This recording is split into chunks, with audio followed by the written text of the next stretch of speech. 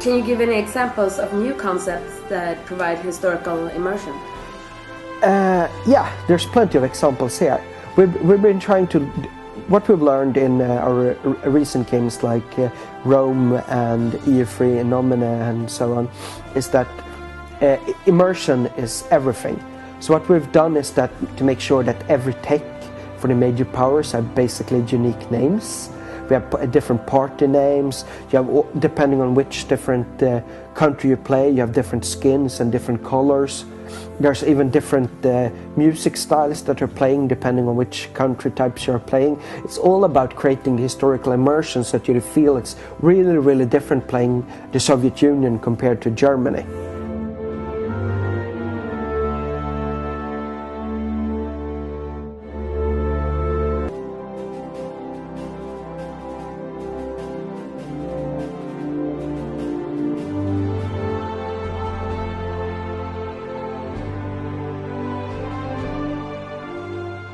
Do you have any plans for expansion packs? Well, that depends really. I mean, the game needs to sell, so we think it's worth money doing expansions. But usually we do not plan to do any. We don't plan any content for expansion until about 5 to 6 months after release. We really need to look at what the customers would really want for an expansion. As an example, when we did Napoleon's Ambition for EU3, we pretty much took like every single feature that we added to that expansion was from what people requested on the forums. We talked about your forum and your community. What features do you think that those gamers will like the most?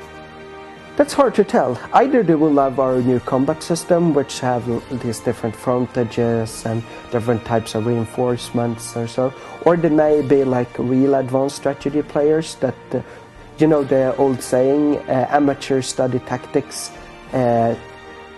experts study logistics.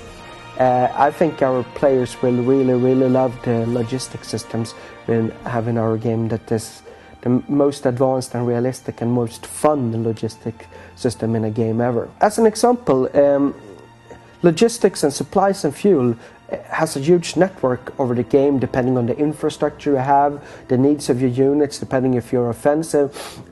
Resources are shifted around on the map depending on what you want and what you need. It's handled abstractly by the player, not really something he controls immediately by shipping it, but the game handles it for him depending on his needs, and this really has impacts on what type of offensives you can do in your game. So Hearts of Iron 3, any changes in multiplayer? Since we're running now on our new Clausewitz engine, since EU3, it has a completely new multiplayer engine, which is much more stable than the original Hearts of Iron 2, much more forgiving on which type of ports and what you need to do to be able to play it. It runs fully cooperational multiplayer, supports internet, LAN, or through our own new matchmaking server. You mentioned that you were trying to make the game more accessible. Can you give a few examples more? Some of the two major things. First of all, we're working hard on making a decent tutorial that explains the game. Secondly, we have something we call quick starts. The quick starts make so that you can just pick, there's 4 starts in the game where you can play like Germany and just worry about war and just conquer Poland, and then you have like quick starts for starting as USA and just worry about production or so on. Other things we've been working on is also to give AI control to various aspects. If you want to play and don't want to worry about production or intelligence, you can just let the AI handle them and you're just focusing on a smaller part of the game. What do you personally feel makes Hearts of Iron 3 unique among strategy games? It's the only true grand strategy game in World War II. Everything else is on a much lower level in complexity. It's also unique in that most of these games are making them to abstracted types like turn-based and so on, which you can't really do if you want to have a serious war game, because then you miss like one of the most key aspects, the word when, in a strategy game.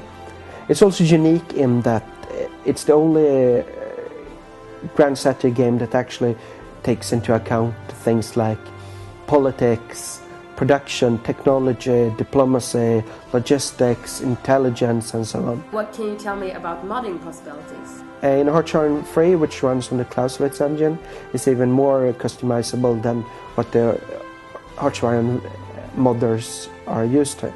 Everything is basically run through text files that are completely customizable.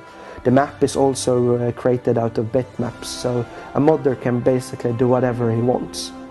Another key aspect is that most of the AI is also written in Lua, so AI modders can code their own AI. A few things that people complained about a lot in Hearts 2 and Hearts 1 was that there was a lot of work to deploy new troops after you built them. Now you have an option of when you build something to have it auto-deployed, and the AI will then deploy it when it thinks it's best. You also have the option to see what every theater in your country is needing in troops, and then you can just click build, and the units will be built according to what that theater will need, and then that theater will automatically get those troops assigned to those where it's needed on the map. Hearts 3 will be released in August this year. We also plan to have a demo out in, I don't know exactly when, but it should be about the release date so that you can actually try the game. We also hope that you will really love Hearts 3 because we love it ourselves at the team.